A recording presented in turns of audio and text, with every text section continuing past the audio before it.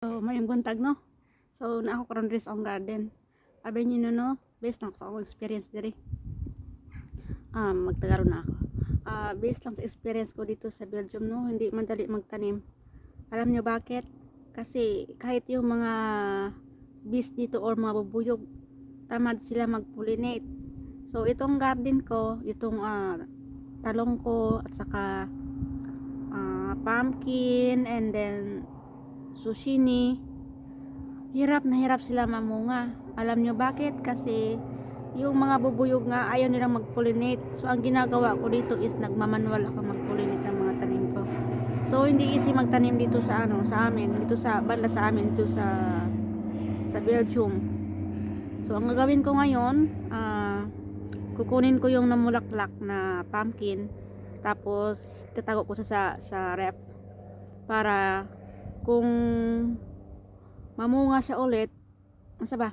Kung mubus ka gani iyang dahon sa iyang bunga, ang kaniyang bunga, mamuskag na iyang kuan, ang iyang bulak, i-pollinate, mag-pollinate ko sa ilaha manually para makakaon ko ani kay hapit na ba mag-winter no human.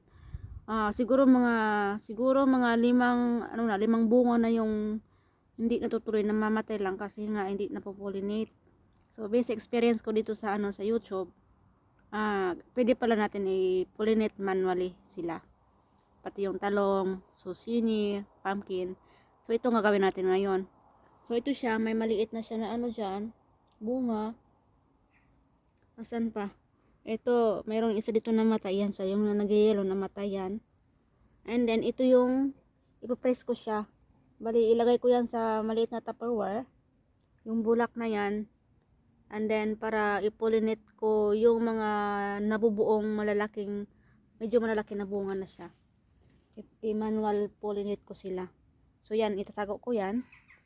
And then, ayan, ito yung zucchini ko. Minamanual ko yan paggawa, pag-pollinate. Minamanual ko yan sila. So, possibly, ilan ba yung hindi natuloy dyan? 1, 2, 3. Mga 5 na yung namatay na zucchini ko. Na hindi natuloy, namamatay lang kasi nga hindi na populinitan. So ito yung sinasabi ko sa inyo, namatay siya. Squash po yan, kalabasa. So namamatay lang siya kasi hindi na polinitan. So ang gagawin ko ngayon, magtitiknik na ako ngayon. Ito yung nabuo na naman ulit. So pag namumulaklak na yan siya, anuhin ko na siya, i-manual pollinate ko na yan siya para matuloy lang talaga, mabuo siya. Kasi sayang, malalaki pa naman to na kalabasa. Tapos hindi siya nabubuo, sayang. Tapos meron din dito, maliit pa, ayan. So ang ginagawa ko dyan, i-manual ko talaga sila no. Mahirap talaga dito magtanim kasi nga ang tatamad ng mga dito, mabubuyog.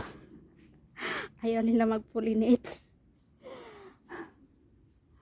Ang hirap magtanim.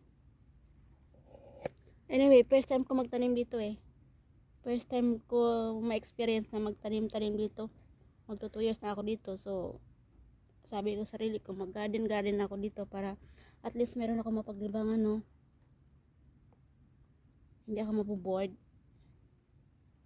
Asa na ba yung bulak niya?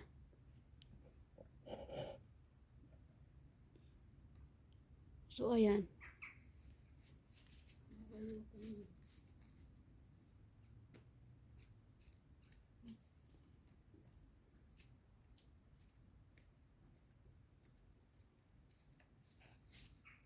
So, ito yung Tupperware ko, no. Dito ko ilalagay yung nakukunin kong bulaklak.